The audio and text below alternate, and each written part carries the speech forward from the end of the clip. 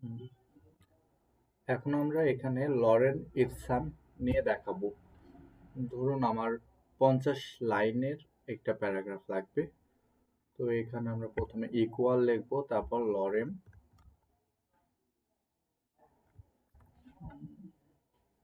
1000 লাইনের একটা random sentence নেব, এন্টার।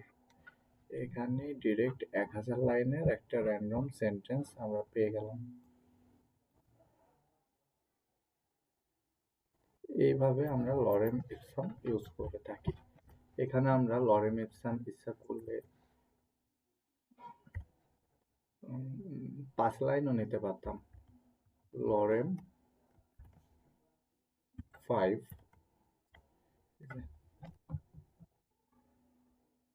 5টা প্যারা, 1টা 2টা 3টা 4টা 5টা, যেগুলো দেখতে একদমই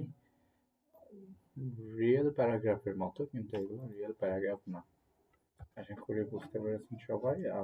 একটু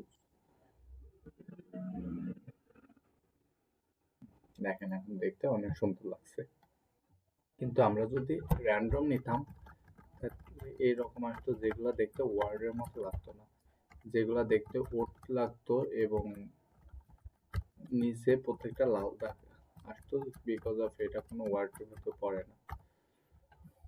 থ্যাংক ইউ।